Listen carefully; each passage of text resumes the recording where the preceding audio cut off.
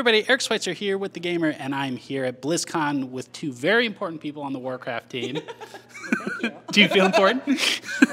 And Stickney, Yes. Senior Narrative Designer, and Tina Wang, Associate Art.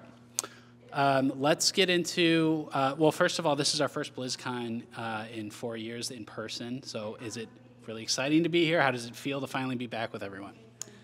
So the last time I was here, I was writing for a game organization, and now I'm being interviewed by A game organization. It's weird, but it's like really cool being on the other side of it.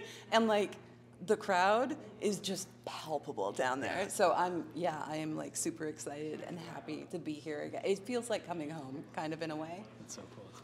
Yeah, absolutely. It's so fun, and just being in that crowd. It's like there's something about just watching with so many people just like crowded around, like feeling that energy in the Warcraft hall. It was incredible, and of course we got to see Metzen on stage with his, hugely charismatic energy. So that was fun as well. Yeah. I was just waiting for him. Alliance. Yeah, just waiting for it. Okay, so we're talking about the next Dragonflight update, Guardians of the Dream. Oh. I know lots about that. Perfect. You're the right person to talk to. So for those of us that maybe played Dragonflight and loved it, but then didn't keep up with the updates since then, tell us what we need to know to get caught up before Guardians of the Dream. Where did you leave off? Let's say we finished Dragonflight, like You finished Dragonflight. the campaign, yeah. Okay, so what happened was we had the primal incarnates, right? Bad dragons. Razageth was one of them, Lightning. And she went raid 1 and let her siblings loose. We killed her, but her siblings were freed. Then there's Iridikron, rock dragon. There's Viranoth, ice dragon. And then there's Farak, who's our spicy, nasty boy fire dragon. Iridikron's been off doing his own thing. He has plans. Farak has been, they basically let him loose on a place called Zeralet Cavern, which is an underground area that Neltharion used way back in the day before he became Deathwing fully, for like experiments and things like that. And they said, Farak, go down there and just marinate in the Shadow Flame for a while, because that's a good idea, right? And he said, sure. Went down there and power, right? Takes off, and we haven't seen him in a while. Okay. Well, it turns out that he's back, and he's very interested in the new world tree that has been planted, the seed we got back in Shadowlands. Yeah. It's been growing in the Emerald Dream. World trees are very powerful things, and Farak would very much like to devour all of that power because he's just our nasty boy, right? So in Guardians of the Dream, it's kind of a revisit to, if you played Warcraft 3 back in the day, right?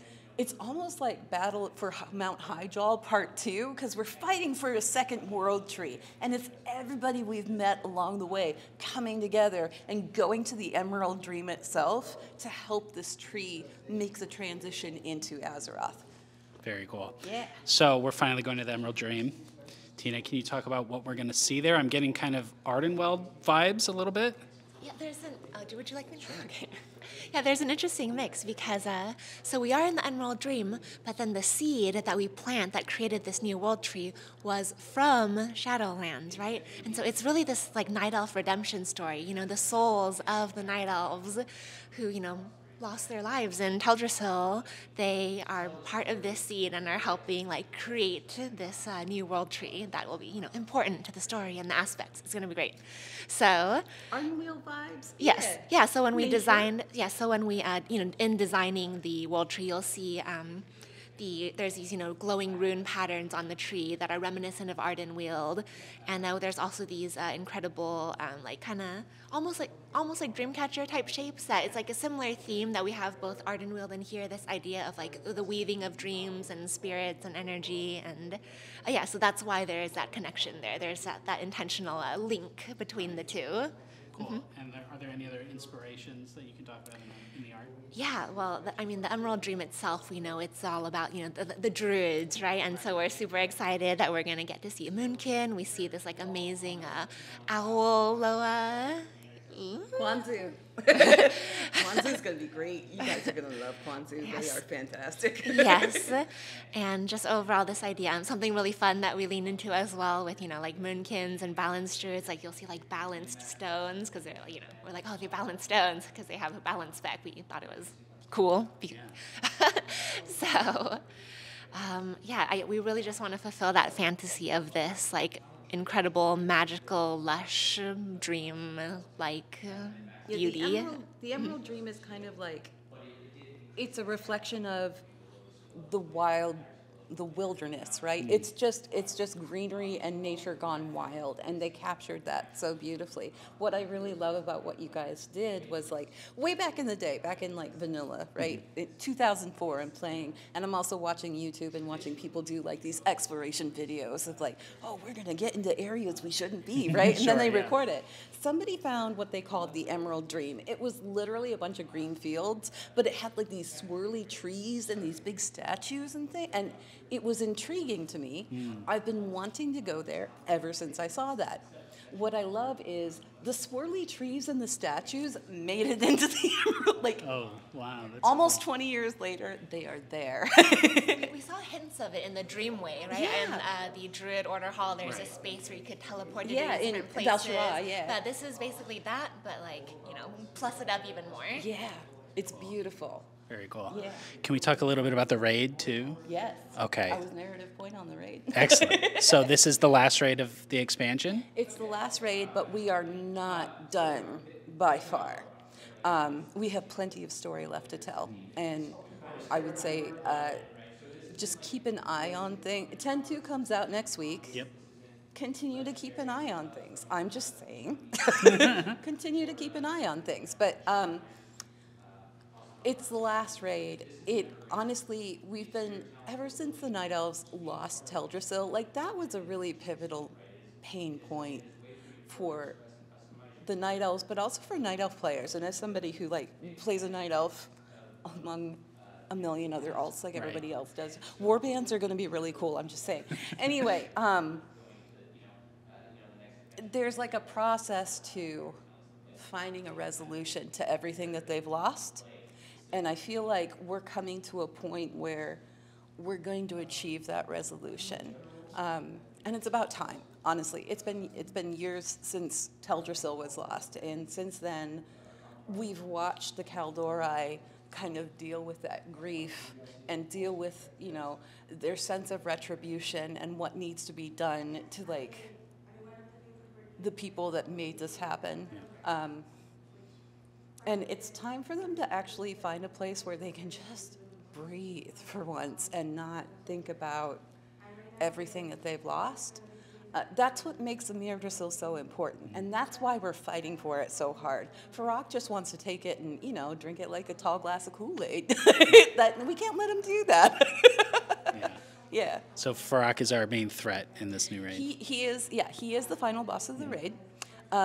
There's a lot of really cool encounters in there. Honestly, the one that I really love is, oh my gosh, I can't remember his name now, the druid, the flame druid. I don't get their real names. Right. I have so many. What?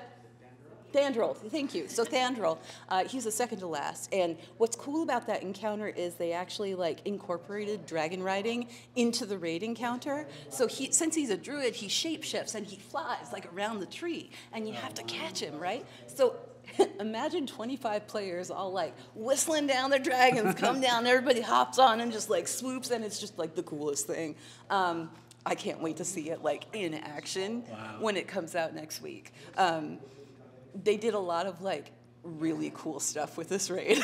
And the other thing that I like about it is, like, there's two halls, right? There's the side that's obviously been overridden by the Fire Guide. So it's kind of like Firelands has come home to roost in the Emerald Dream. And then the other half is very much like, it's almost kind of the underlying network of what makes it tick. So you run into the guardians of this sacred space. And it's not that they're angry at you, it's that you're trespassing where you shouldn't be. And it doesn't matter if you have the best of intentions, they're going to stop you. So we have to like fight these guardians as well, and it's a very green space. So there's just a lot of variety involved.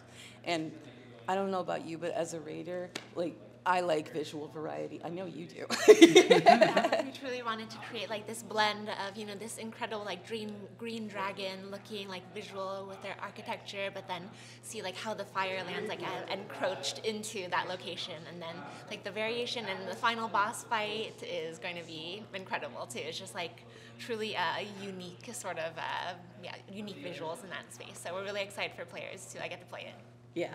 That's so exciting. I can't wait to check it out. Is there anything else about Guardians of the Emerald Dream you want to mention? If you have played on the PTR, you have not seen everything That's always the best. Nope, that's always the best. If you would like to see more of what's available and you played on the PTR, the demo stations downstairs have more of the story. Cool. It is still not all of it. So you're going to have to start playing next week to like get everything.